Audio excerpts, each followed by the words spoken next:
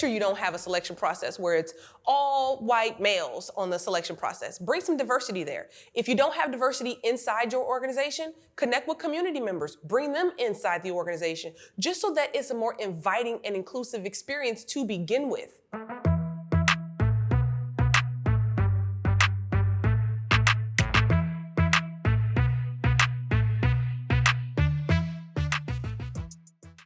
Hello everyone, my name is Cyrilda Summers McGee, and this is the Ask Us campaign in partnership with the Portland Business Journal. It is an opportunity for you to ask us any question that has to do with people, culture, workplace, workforce, leadership, management, and I will give you a direct response, the kind of response I would give to clients and family members, okay? So let's get started.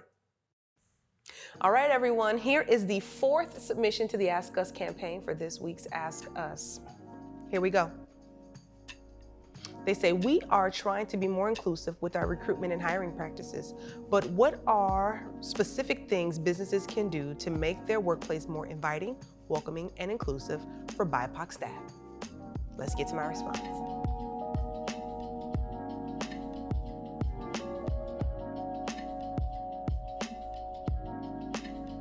That's a great question. It's a question that's coming up for so many different companies.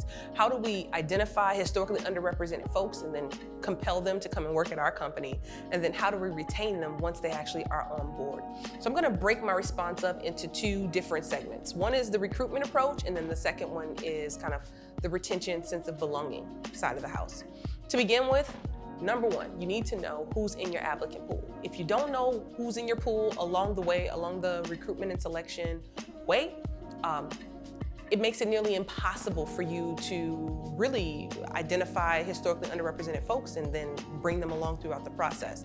Again, I'm not saying to identify folks who are not qualified for a job or anything of that nature. I'm saying people who are qualified for the gig, know who's in the pool, and if you don't have enough historically underrepresented folks who are qualified, then keep fishing for talent, okay? Different resources and outlets to use. LinkedIn is great. A lot of the different job boards can, oftentimes for entry level and lesser skill level roles, can get you a few applicants, but you've got to give yourself a bit of leg room, if you will, right? Folks are not applying for your job naturally, which means it's going to take them a little bit more time to find you, even with proactive approaches. So if you think that you're going to be able to find someone in 30 days, right, or historically you like to hire within 30 or 45 days, double that timeline. You're going to need more time, and you're going to have to be more proactive in your recruitment efforts and, building a network who will spread the word about your opening to historically underrepresented audiences. Then we've got this, the selection part of this as well. Make sure you don't have a selection process where it's all white males on the selection process. Bring some diversity there. If you don't have diversity inside your organization, connect with community members. Bring them inside the organization, just so that it's a more inviting and inclusive experience to begin with, okay? That's gonna make a big difference for you.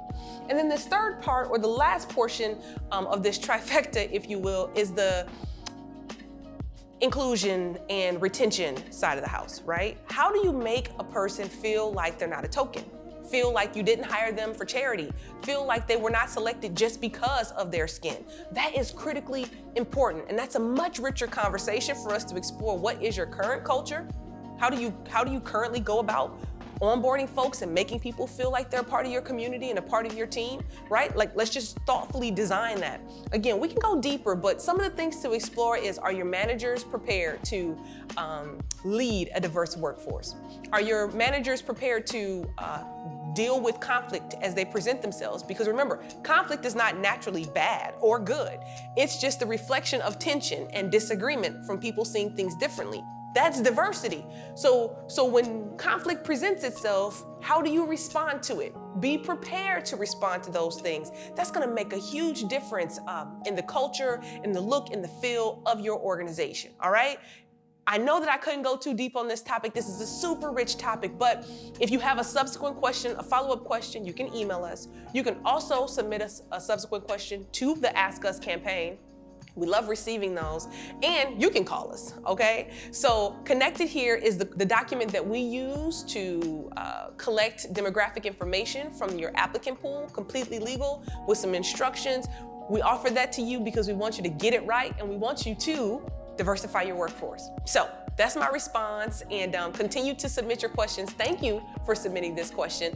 And like I said, I will make sure you always get a quick response that's thoughtful, the kind of advice I would give to a client or a family member, because we're all people just trying to get it right.